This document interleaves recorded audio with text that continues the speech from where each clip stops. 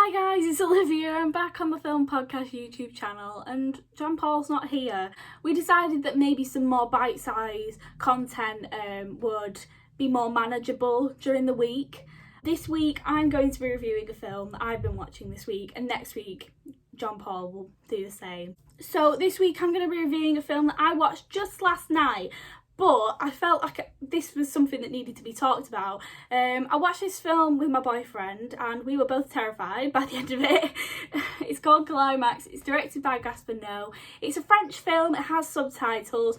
So if you're not fond of subtitles, I don't know, I'd still give it a try. I'm a fan of subtitles and I'm a fan of foreign films, even though I don't really speak any other languages except English, and sometimes I struggle with that. But it's not intrusive subtitling. If you're just bothered about having to read a novel while you're also watching a film, then I think you'll be alright. It is loosely based on an actual true story. I wouldn't say it's too heavily based. The concept is that a French dance troupe in the 90s had their drink spiked with LSD. That's the only thing that it's based on. None of the following, which is the actual insane part of the film, was actually something that happened.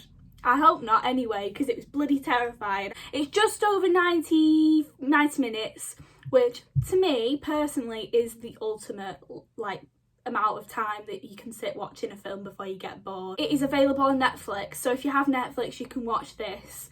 I don't know whether you can get it anywhere else, but if you don't have Netflix, eBay do DVDs very cheap. I've kind of narrowed the categories of the notes when I've been making notes on this film into three things that kind of were outstanding in this film for me. So the visuals were insane. The performance was fantastic, and even though they were speaking French, I really felt the emotion that they were trying to portray, which I think is hard if you're in a foreign language film and you're trying to appeal to English speaking audiences, or in any combination of languages really. And I think that is partly because of the script, which was absolutely insane but fantastic at the same time, and then the narrative and the editing. I wouldn't usually put these two things together when I'm breaking down a film. I think if you didn't have the editing, the narrative wouldn't shine through as much as it does in the film. It's a feat of visual storytelling is the way I would describe it in one little film jargon phrase. So visually this film is outstanding. This film really relies on the use of cinematography and editing and set. So all the visual elements of mise-en-scène and filmmaking as a whole, really, to make it a horror film instead of just relying on CGI and special effects makeup.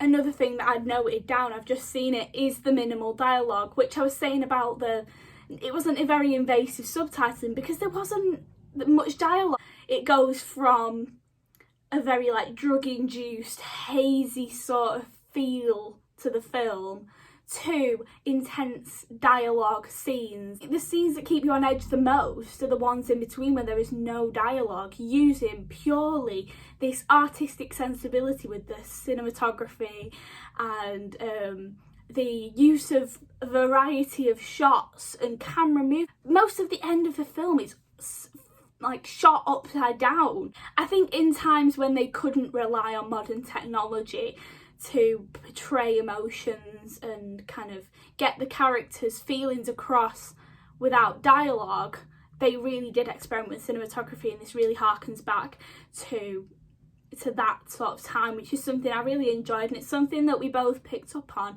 is the use of a Dutch tilt, which I know is very cliche, where they tilt the camera slightly to kind of show somebody being unhinged or something being not right.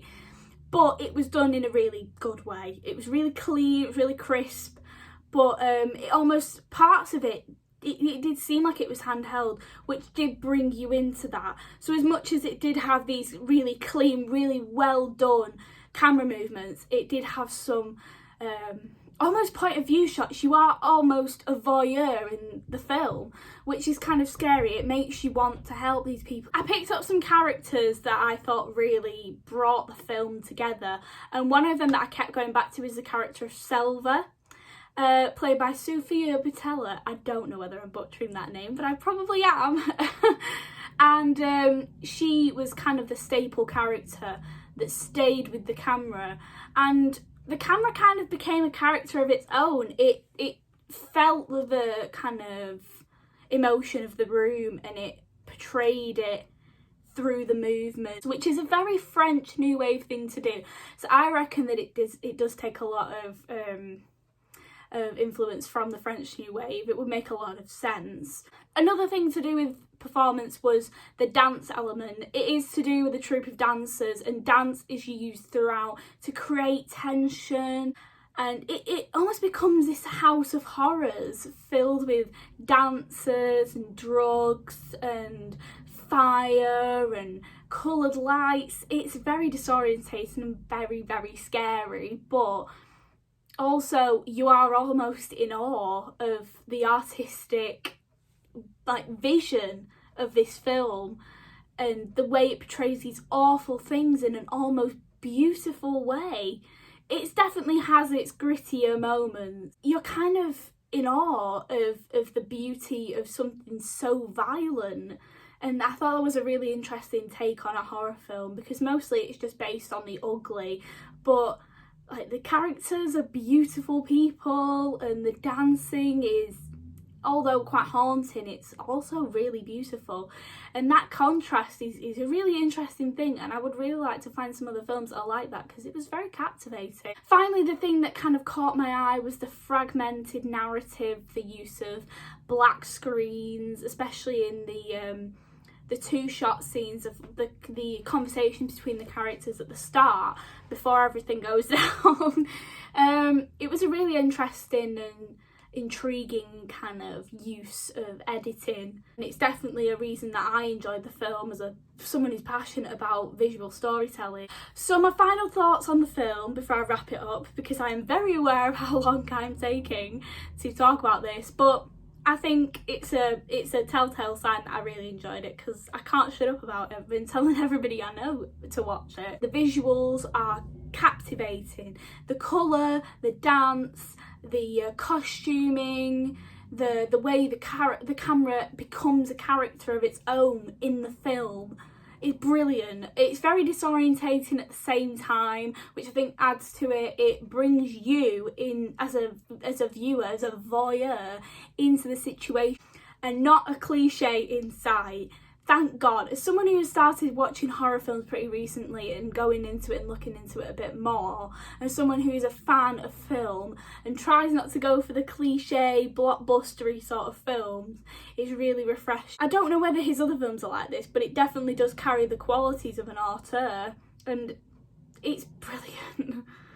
It's definitely a fresh take on the horror genre, and it's definitely a must watch. And with that, I will end my first film review. It's been really fun to do it, and finally to have someone, hopefully a fair few people out there. At the moment, the first episode of the film podcast is on over 120 views, so hopefully you come back for this one, and I really hope you've enjoyed it, and stay tuned on Friday for our second episode of our film podcast. We've got something really interesting in store for you, and thanks so much for watching. Maybe you could subscribe, tell your friends about it, and I hope you all stay safe. Thank you very much. Bye.